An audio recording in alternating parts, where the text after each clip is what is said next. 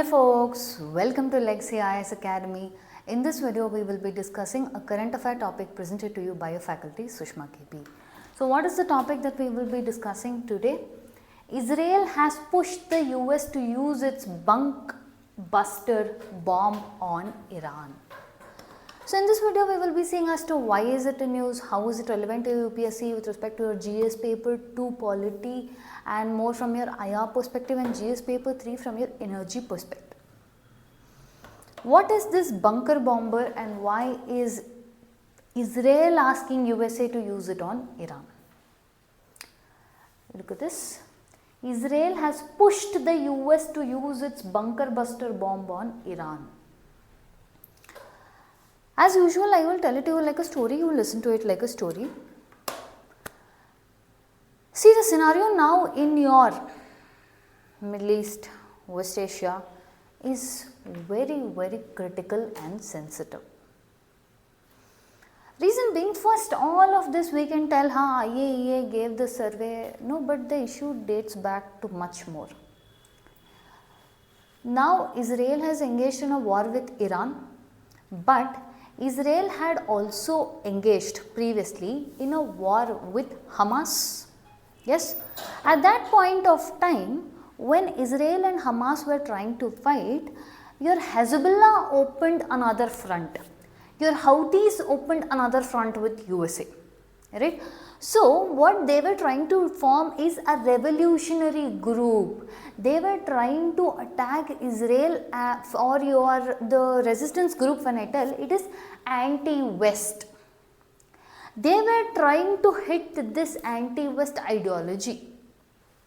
At this time what happened was your Hamas, Hezbollah, your Houthis, all of them were being critical for Iran and telling that Iran is not coming in the aid of your Hamas, it is not coming and standing as the guarantor of Palestine. This was also possible allegations that came up. If Iran doesn't wage a war, if it doesn't open a new front, then we should probably do something to Iran. Those were also there. At the same point of time, what happened was your IAEA, International Atomic Energy Agency, which is a watchdog of UN, for all your nuclear experiments wherein you use the materials for civilian purpose also, the same thing you can use it for building a bomb also. Recently IAEA had come up and opened and told the reports telling that Iran is obstructing or it is not cooperating fully with its inspectors or it is restricting the IAEA inspectors. Now a small backdrop of Iran I will give you. 2015, that point of time US President was Barack Obama, who had brokered a deal of your P5+1 deal, Joint Comprehensive Plan of Action, JCPOA, wherein they said that if Iran reduced its uranium enrichment, the US and allies, the P5, who are those? USA, UK, China, Russia, France, plus that one country is Germany. We will make sure that we will remove the sanctions that we have put on Iran for uranium enrichment. There are other sanctions on Iran for human rights violation, for ballistic missile stockpiling, that will continue. If this sanction was removed, then Iran could aram se trade its oil because it was not able to sell its oil. That was the only source of income it's having and its economy was crippled, inflation was very high. When this deal was signed, it was a huge relief for a breath for your Iran. When this deal was signed, Israel criticized it. Saudi Arabia kept complaining that it was not involved in negotiation. Then 2018, US President is Donald Trump, wherein he backed out of the deal and told all the other members to also that he will reimpose sanctions on Iran because he wants Iran to completely terminate or end with uranium enrichment. See, the difference here in your 2015 deal and 2018 is 2015 deal pe they will reduce your uranium enrichment. They didn't tell you have to completely put nil uranium enrichment. Whereas US President Donald Trump was asking for a new treaty in its place where they completely stop uranium enrichment. This was supported by Israel and Saudi Arabia because they tell that your Iran is an existential threat and having a bomb in Iran's hand is difficult and very difficult for the entire region. So what happened? Your USA backed off from the deal. As a counter, Iran told, fine, I will continue with my uranium enrichment. This kept on going like a cat and mouse chase. Qatar used to come in to tell that we will offer for mediation, indirect talks will happen, all those things were there. But then now with your IAEA telling that possible uranium enrichment is happening, or more even specifically what they said was Iran is restricting inspectors of IAEA. Keeping this as the target, Israel started attacking your nuclear facilities, operation sites, etc. of your Iran. Your US intelligence forces told that no, they have not increased the enrichment to a level where they can build a bomb and all. Despite that, Israel kept attacking. Natanz site, all of those, it kept hitting. But there was one site that Israel couldn't touch. That was your Fordow plant, which is a deep underground facility. So much so that it is 300 feet deep underground. Israel doesn't possess that kind of state-of-the-art machinery to hit that deep. If you see who has that, that is your USA. Now you can tell, so what if that facility is not there, other things are there. No? For example, Natanz is the highest, biggest one. But one thing with respect to your Fordow is, for all the grand plan of nuclear enrichment or even the power capabilities, etc., to make a bomb, etc., the key is in Fordow. In your Fordow facility, but Israel does not have the capacity to hit that. So it has pressurized and it is asking USA, the only person who has the ability to hit at least 200 feet below. Now, Israel has been pressurizing USA to use and hit. Israel is pressurizing USA to use its bunker bomber and hit the Fordow facility. Understanding? Now, look at this. US President doubles down on claim Iran is building nuclear weapon against contradicting US intelligence community, which is telling no, Iran is not building, even Iran is not telling that we are building a nuclear bomb, it is telling we are just using it for civilian purposes. Now, with your Fordow, even the satellites are not able to get good detailed images of it is because of its depth. US has a 30,000 pound bunker buster bomb which they want to hit on the Fordow fuel enrichment plan, which is the key chip in the grand scheme of your Iran's uranium enrichment. Now look at this bomb. This is 6 meters, 20 feet and 80 centimeters in this way. It weighs 13,600 kgs and it can carry an explosives of 2,700 kgs. It can go to a level of 200 feet below the ground. But with the Fordow, only one is not enough to completely detonate or destroy it, but multiple precision strikes on that has the capability to do it. The bomb is called as GBU-57AB Massive Ordnance Penetrator. This only USA has, and this is what Israel wants USA to use and hit the Fordow facility. Now, first and foremost, your Israel is telling we have to reach and destroy our adversaries' weapons of mass destruction located in well protected facilities. The GBU is a weapon of 30,000 bomb with 6,000 pounds of high explosives. Now look at this, when I say high explosives it's carrying, one of the major things is the way it is carried is from a two-man operated stealth flight.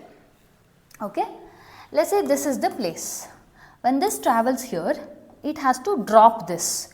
When I say stealth, One of the major reason is because it cannot be directly identified by radar.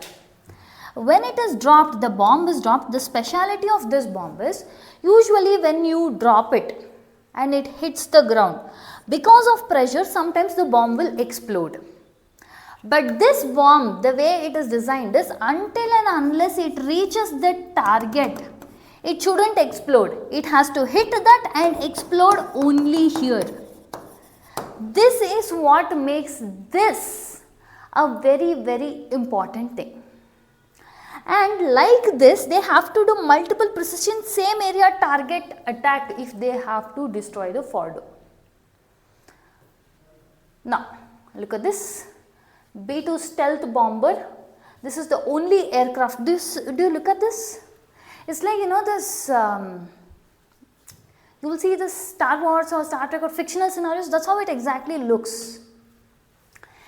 B-2 stealth bomber is the only aircraft which will be able to deploy MOP or American B-2 Spirit stealth bomber, and it can carry 2 of those bombs. Understanding? Look at this. It's dropped here, it has hit it, okay, the underground facility is here. Sometimes in between, because all of this way it has to travel through the ground, no? So there will be enough pressure. Here is, let's assume here is where the bomb is. This should not explode here or here or here, but until and unless it comes and touches the underground facility, it should not explode. That is what the speciality of this bomb is. Okay, your MOP is designed to carry large explosive payload made from high performance steel alloy, which will allow it to stay intact while breaking through hard materials like concrete and rock. And the Fordo facility is said to have 300 feet of rock. So your Fordo enrichment fuel, you cannot hit them in conventional weapon system. You only need GBU-57 massive ordnance penetrator, which is what your USA has. How exactly big the Fordo enrichment facility is not clear, because again your satellites are not able to map the image. In 2009, Boeing was the one who got the contract to create this weapon, and the Air Force's B-2 Spirit, this is where that stealth carrier concept comes in. That is the only carrier that is able to employ this bomb operationally, and that was made by a Northrop Grumman, which is the backbone and calls this concept, which was implied, right, as the backbone of stealth technology, which means it cannot be even seen from your enemy's radar. Look at this. This is what was used. Understanding? Now, if you see this, right, take a look at this. Alright, I'll tell you why further on. It's a 2-man pilot crew. It can fly up to 6,000 nautical miles without being refueled, and its stealth capacity will go into enemy's radar, go hit the target and come back safely. Okay, and it was first publicly displayed in 1988. Your US used this B-2 bombers, this guy, in 2024 in trying to strike the Houthis, who are backed by Iran. Now, because of Israel's pressure, they have hit the target of your Fordo facility. They have hit the target and they have come back. So, Israel initially, there was memes in the social media telling that USA is making a joke of Israel, it is never going to actively participate, etc. But there are certain people who believe that no, this was USA's war from 2018. Why? Because USA had to have an alternate plan when USA backed away from your 2015 Iran or Tehran deal, it knew that an alternate option had to be kept with this. Because Iran is not a country that will go willingly agree and yes, I'm willing for a regime change. That is not going to happen with Iran or Iranian people. See, everyone with respect to Israel or USA, now they are forcing peace down Iran's throat. Or at least that's what they call it as peace. But what Iranian people, here we are not talking about any particular regime. Iranian people are the only one who need to see whether they need a regime change. And it should not be dictated by your Israel or USA. So for that, first Iranian people must be given a choice to assess, is this what I want, rather than putting them in the spot and making them do things, because this is not going to create any permanent solutions.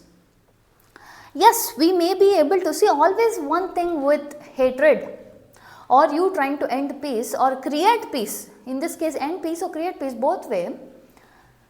Let's assume you are going to bomb the hell out of the nuclear facilities.